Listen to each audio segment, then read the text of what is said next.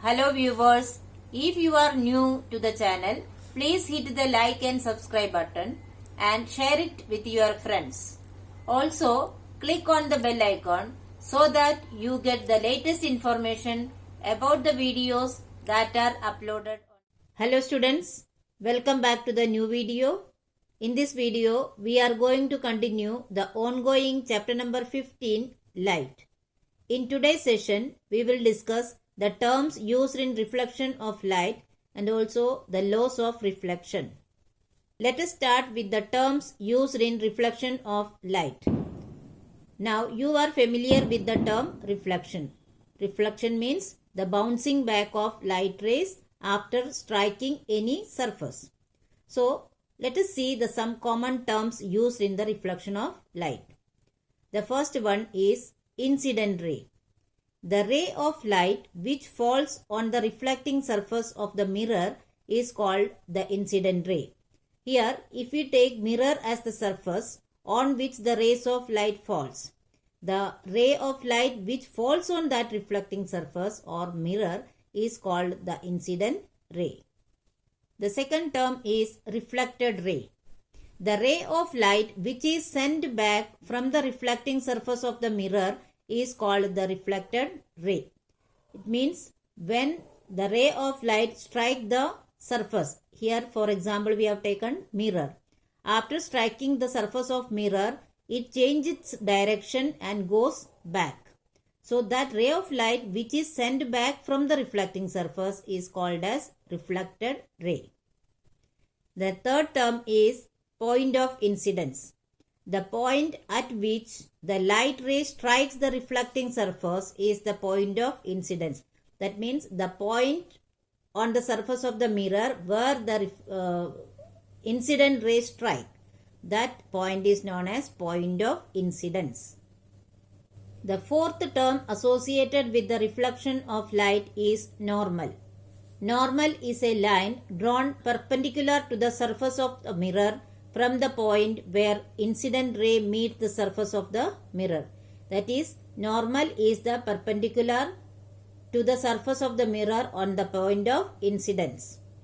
Fifth term is angle of incidence. The angle formed between the incident ray and the normal is known as the angle of incidence. The angle between the incident ray and the normal, and it is denoted by angle I.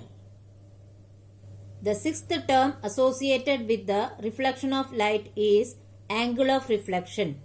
The angle formed between the reflected ray and the normal is known as the angle of reflection. That is the angle between the reflected ray and the normal, which is denoted by angle R. Now let us see the diagrammatic representation of reflection of light along with the associated terms.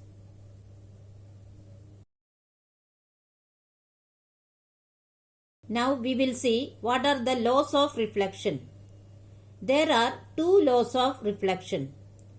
First one, the first law of reflection states that the angle of incidence is equal to the angle of reflection. Now you are familiar with the term angle of incidence and angle of reflection.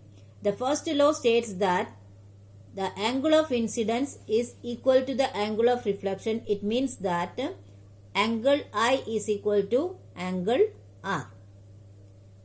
Next, the second law of reflection states that the incident ray, the reflected ray and the normal at the point of incidence all lie in the same plane.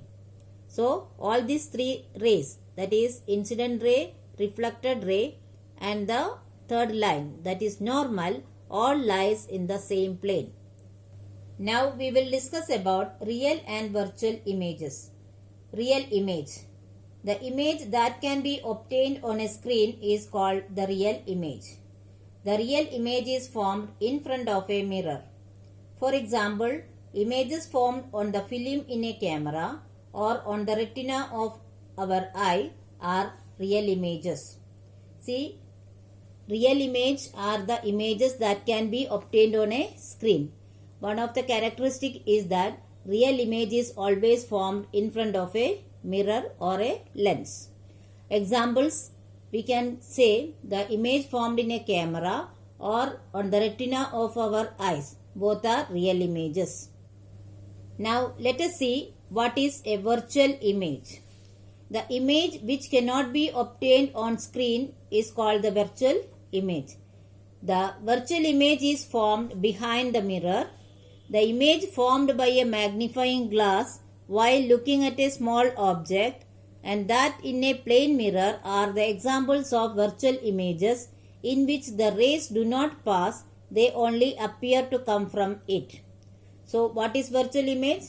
The images which cannot be obtained on the screen. And what are their characteristics? It is formed behind the mirror, and also they are not the actual images, they only appear to meet. Examples are the images formed by a magnifying glass, and also the images formed by a plane mirror are virtual images. So students, I hope you have understood the topics very well, but still if you have any doubt, you can write in the comment section. I will surely try to solve it as early as possible. Here are some review questions. Please solve it in your notebook. Thank you.